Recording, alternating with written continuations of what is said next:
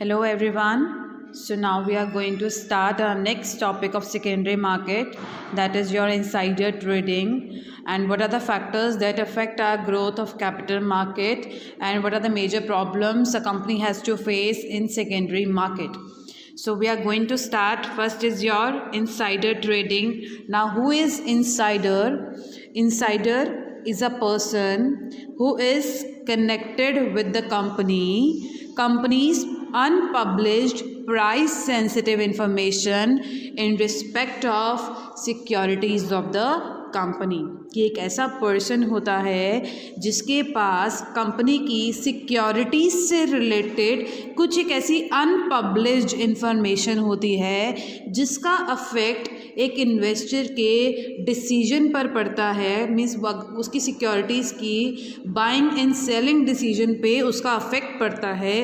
उस इंफॉर्मेशन को हम बोलते हैं अनपब्लिश्ड प्राइस सेंसिटिव इंफॉर्मेशन, कि वो इंफॉर्मेशन जो कंपनी ने अभी तक पब्लिक को पब्लिश नहीं करी है, वो अभी इंफॉर्मेशन अनपब्लिश्ड है, कंपनी से रिलेटेड है, उसकी सिक्योरिटीज से रिलेटेड है। अगर एक पर्सन के पास वो इंफॉर्मेशन होती है, अनपब्लिश्ड प्राइस सेंसिटिव इंफॉर्मेशन होती है, उस पर्सन को हम बोलते हैं insider. Insider means any person who is connected with the company or is deemed to have been connected with the company by virtue of such connection to unpublished price sensitive information in respect of securities of the company। कि insider ऐसा person होता है जिसके पास एक company से related कुछ एक ऐसी इंफॉर्मेशन होती है जो कंपनी ने अभी तक पब्लिश नहीं करी है related to securities of the company, जिसका अफेक्ट एक इन्वेस्टर के डिसीजन के ऊपर पड़ता है, उसकी बाइंग एंड सेलिंग डिसीजन के ऊपर उसका अफेक्ट पड़ता है। अब कौन कौन से मैटर्स होते हैं जिससे रिलेटेड उसके पास इंफॉर्मेशन हो सकती है? फर्स्ट इज कि कंपनी के फाइनेंशियल रिजल्ट से रिलेटेड उसके पास कोई इन्फॉर्मेशन है, डिविडेंड से रिलेटेड कुछ इन्फॉर्मेशन है, शेयर्स से रिलेटेड उनके पास कुछ इन्फॉर्मेशन है, एक्सपेंशन प्लान से रिलेटेड, अमलगमेशन मर्जर्स और टेक ओवर से रिलेटेड कुछ इन्फॉर्मेशन है, या फिर कंपनी की कुछ पॉलिसीज प्लान्स या ऑपरेशंस में कुछ चेंजेस हो रहे हो, उनसे रिलेटेड भी कोई भी इंफॉर्मेशन हो सकती है। तो इनसे रिलेटेड इंफॉर्मेशन को हम बोलते हैं अनपब्लिश्ड प्राइस सेंसिटिव इंफॉर्मेशन, और जिस पर्सन के पास होती है उसको हम क्या बोलते हैं? इंसाइडर। नेक्स्ट आता है आपका what are the objectives of insider trading, कि एक इंसाइडर ट्रेडिंग क्या होती है। अगर कोई पर्सन इस प्राइस सेंसिटिव इन्फॉर्मेशन को, अनपब्लिश्ड प्राइस सेंसिटिव इन्फॉर्मेशन को लेकर अगर कोई पर्सन डीलिंग करता है तो कई बार वो जो डीलिंग होती है वो इल्लीगल होती है, लीगल नहीं होती है। मीन्स उन्होंने ऐसी इन्फॉर्मेशन के ऊपर विश्वास करके कॉन्ट्रैक्ट कर लिया, सिक्योरिटीज़ को परचेज कर लिया जो अभी तक कंपनी ने पब्लिश नहीं किए हैं, तो ऐसे कॉन्ट्रैक्ट इल्लीगल होते हैं, ऐसी ट्रेडिंग इल्लीगल होती है, लीगल नहीं होती है।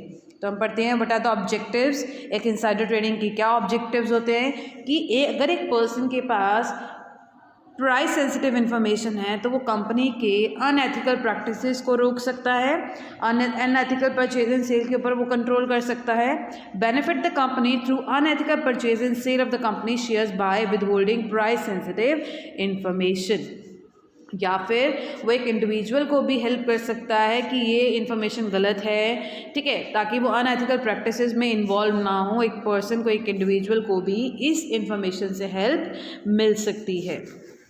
नेक्स्ट आता है आपका what are the categories of insiders. अब कौन कौन से इंसाइडर्स होते हैं? One is your primary insiders, second is your secondary insiders, and one is your other insiders। और now what are primary insiders? primary insiders में primary insiders persons कौन से होते हैं? इसमें आपके डायरेक्टर्स आ जाएंगे, स्टॉक एक्सचेंजेस आ जाएंगे, मर्चेंट बैंकर्स, रजिस्ट्रार्स या ब्रोकर ऑफ द कंपनी, जो डायरेक्टली एक कंपनी से रिलेटेड है। एक कंपनी के मेंबर्स हैं, डायरेक्टर्स हैं, स्टॉक एक्सचेंज है, ऑडिटर्स हैं उस कंपनी के, टॉप एग्जीक्यूटिव्स हैं, बैंक्स हैं, वो हो जाते हैं आपके प्राइमरी इंसाइडर्स जिनका एक कंपनी से डायरेक्टली लिंक है। Now what are secondary insiders, जो एक मिडिलमैन्स की तरह होते हैं, जैसे डीलर्स हो गए, आपके एजेंट्स हो गए, ठीक है, जिनकी एक टॉप मैनेजमेंट के साथ कोई ज़्यादा लिंक नहीं होता, वो हो गया आपके सेकेंडरी इनसाइडर्स। थर्ड आता है आपका अदर इनसाइडर्स में वो पर्सन्स आ जाएंगे जो एक कंपनी से डायरेक्टली लिंक तो नहीं है बट कंपनी के वो पास है, मीन्स उनके पास कुछ ना कुछ कंपनी से रिलेटेड कुछ इन्फॉर्मेशन होती है। These are the persons who are having access to price sensitive information due to their proximity with the company. Means उनका कोई डायरेक्टली लिंक नहीं है बट स्टिल कंपनी के बारे में उनको पता है, तो वो आ जाएंगे आपके अदर इनसाइडर्स में। तो ये थे आपके 3 categories of insider, primary, secondary and other Insiders. Now next topic is your prohibition, means एक इनसाइडर के ऊपर क्या क्या रोक लगाई जाती है, क्या क्या प्रोहिबिशंस लगाई गई हैं। देखो, it has been laid down that no insider shall, अब एक इनसाइडर क्या क्या काम नहीं कर सकता, to deal in securities of the company listed on any stock exchange of any unpublished price sensitive information on his own behalf और on the behalf of any other person, कि एक इनसाइडर जिसके पास अनपब्लिश्ड प्राइस सेंसिटिव इंफॉर्मेशन है वो company की securities में deal नहीं कर सकता, ये उसके ऊपर रोक लगाई गई है। Second, communicate any unpublished price sensitive information to any person except required in the ordinary course of business under any law, कि उसके पास अगर कोई इन्फॉर्मेशन है कंपनी की, अनपब्लिश्ड प्राइस सेंसिटिव इंफॉर्मेशन है, वो किसी और पर्सन को वो इन्फॉर्मेशन को कम्युनिकेट नहीं करेगा। जब उससे पूछा जाएगा ऑर्डिनरी कोर्स ऑफ बिजनेस में, लॉ में अगर उससे पूछा जाएगा तभी उसको इन्फॉर्मेशन को डिस्क्लोज करना है, अदरवाइज उसको वो अनपब्लिश्ड प्राइस सेंसिटिव इन्फॉर्मेशन को किसी और पर्सन को कम्युनिकेट करने की ज़रूरत नहीं है, नहीं कर सकता वो। लास्ट आता है आपका काउंसिल और procure any other person to deal in securities of the company on the basis of unpublished price sensitive information, means वो अगर खुद नहीं डीलिंग करा तो वो किसी और पर्सन को काउंसिल नहीं करेगा, उसको नहीं कहेगा कि आप उस कंपनी की सिक्योरिटीज़ में इस इंफॉर्मेशन के बेसिस पर क्या करो, डील करो, वो उसको नहीं कह सकता डीलिंग करने के लिए।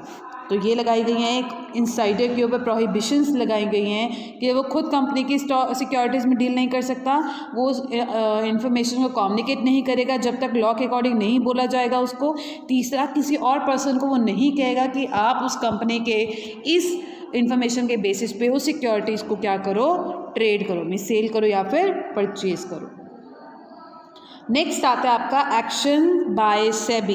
अब सेबी ने इसके रिगार्डिंग क्या क्या एक्शंस लिए हैं। SEBI can order for investigation and inspection of the books of accounts, other records, documents of an insider, कि एक सेबी के पास राइट है, वो ऑर्डर दे सकता है कि जो इंसाइडर है जिसके पास एक कंपनी से रिलेटेड प्राइस सेंसिटिव इंफॉर्मेशन है, वो उस इंसाइडर के कोई इन्वेस्टिगेशन कर सकता है, उसके अकाउंट्स को वो इंस्पेक्ट कर सकता है, जितने भी उसके डॉक्यूमेंट्स हैं, रिकॉर्ड्स हैं, उन सब की इन्वेस्टिगेशन सेबी कर सकता है। जब उसको एक बार इन्वेस्टिगेशन कर लेगा, वो इन्वेस्टिगेशन रिपोर्ट मिल जाएगी।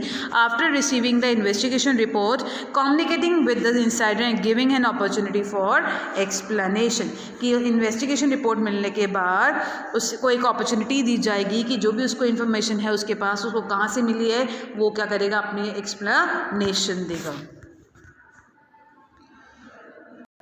नेक्स्ट आता है आपका ट्रेडिंग रेगुलेशंस 2015।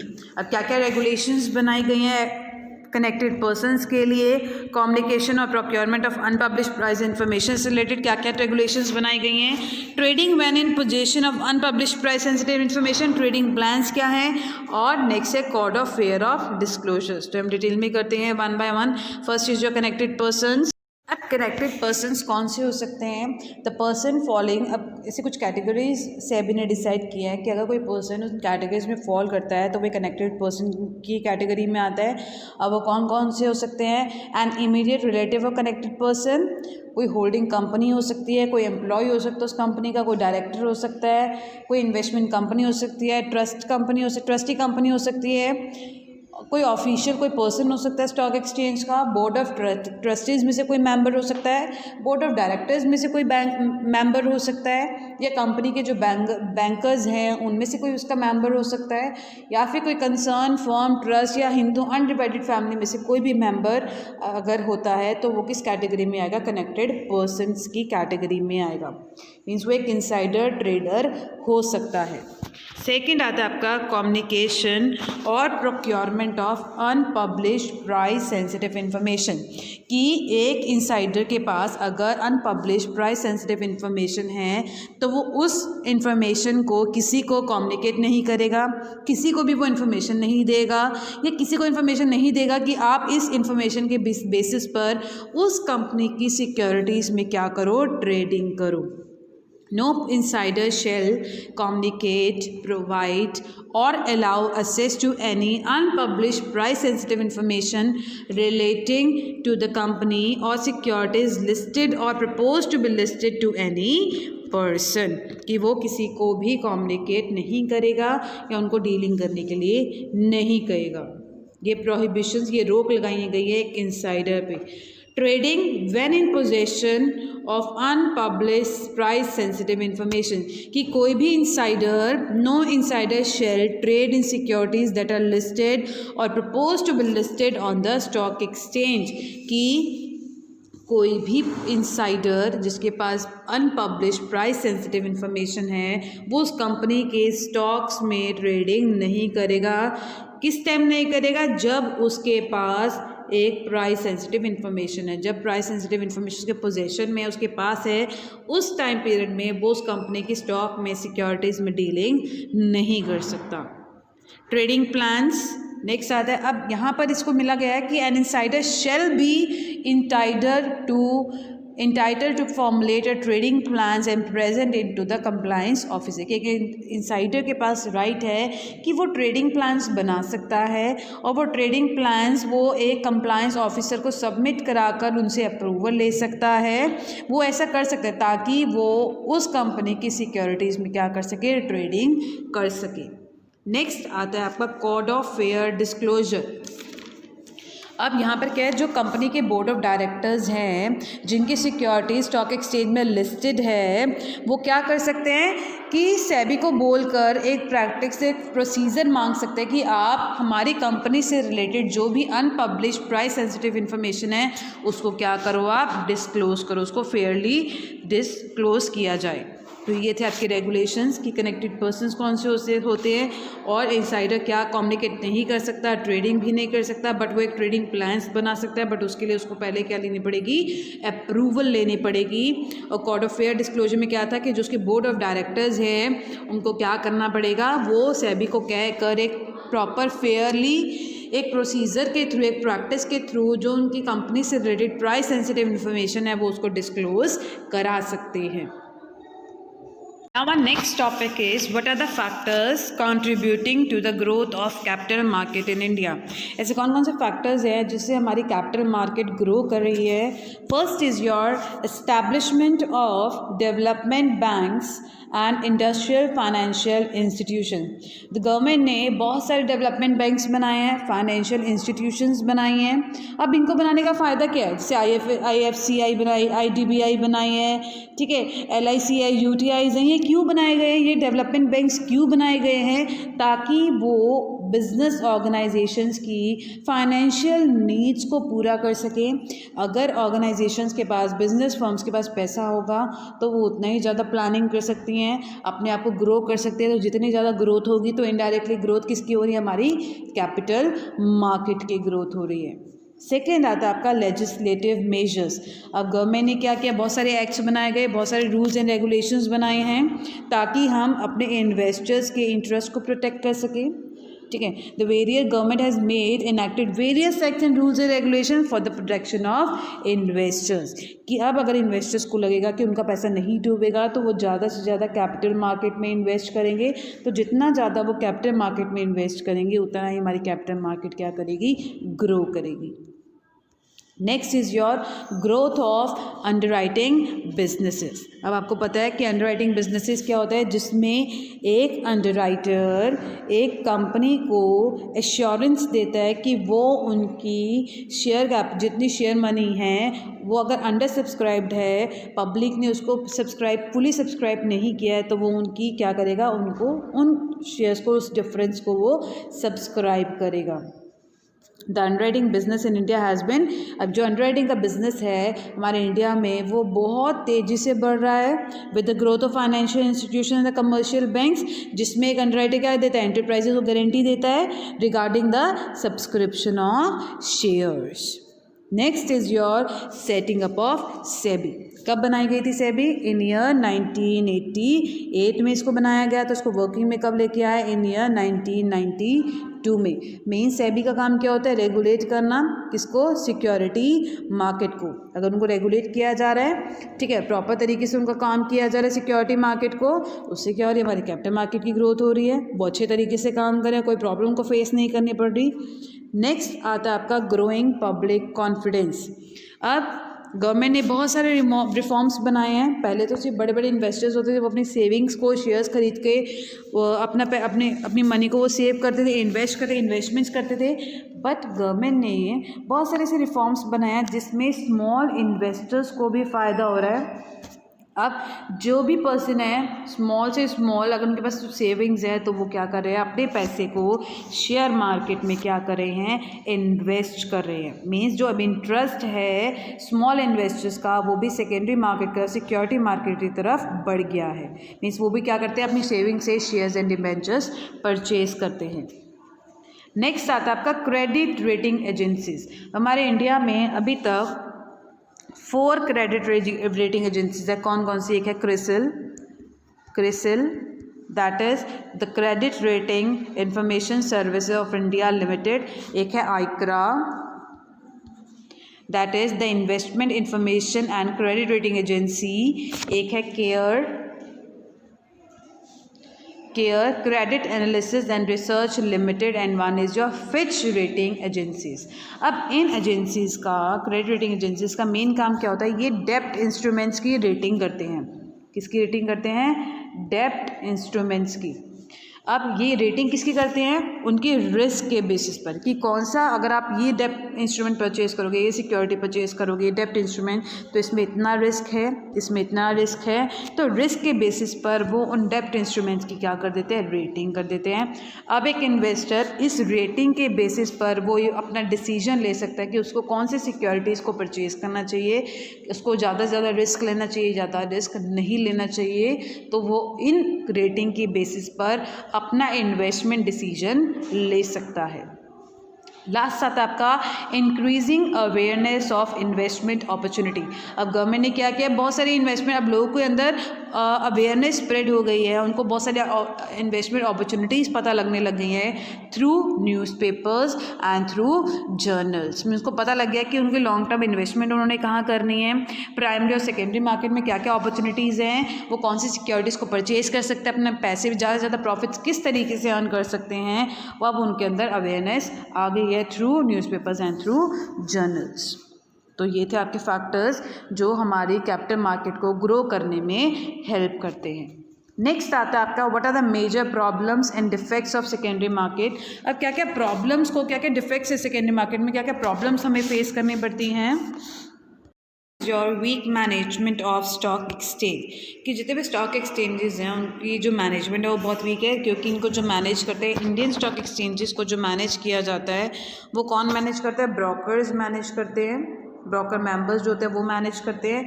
और ये जो पॉलिसीज़ बनाते हैं वो अपने बेनिफिट के अकॉर्डिंगली बनाते हैं, वो ओवरऑल इन्वेस्टर्स के इंटरेस्ट को ध्यान में नहीं देते। नेक्स्ट आता है आपका lack of investigation, lack of its integration, not investigation, its integration.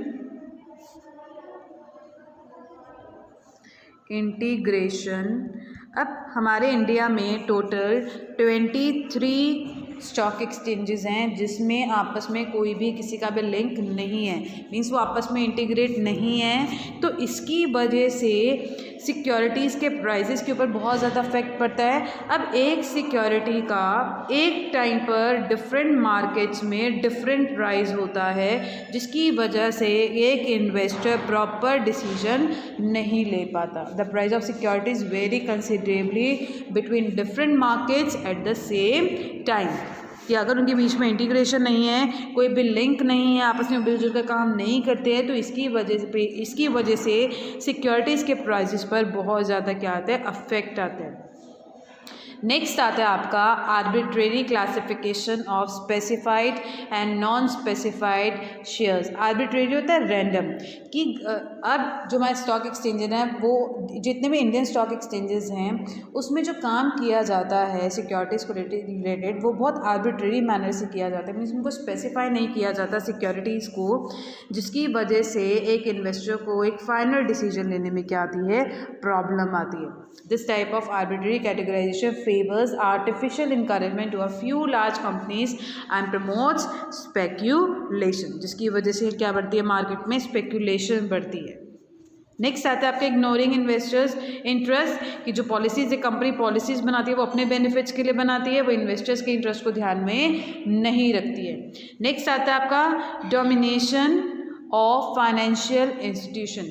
अब जितने भी हमारे जो फाइनेंशियल मार्केट है, कैपिटल मार्केट है, उसको डोमिनेट कौन करता है, ये फाइनेंशियल इंस्टीट्यूशंस करते हैं। क्या जो बिग ऑपरेटर्स होते हैं, बहुत बड़े बड़े इन्वेस्टर्स होते हैं, वो उस कैपिटल मार्केट को क्या करते हैं, डोमिनेट करते हैं। वो क्या करते हैं, बल्क में सिक्योरिटीज़ को परचेज करके एक बुलिश मार्केट क्रिएट कर देते हैं। अब आपको पता होना चाहिए बुलिश मार्केट क्या होता है। ये ऐसे स्पेकुलेटर्स होते हैं जो ये एक्सपेक्ट करते हैं कि फ्यूचर में मार्केट के शेयर्स के प्राइसेस क्या होंगे, बढ़ेंगे, तो वो क्या करते हैं, बल्क में ही पहले से वो स्टॉक्स को परचेज कर देते हैं, जिसकी वजह से एक मार्केट क्या बन जाती है, बेरिश बन जाती है।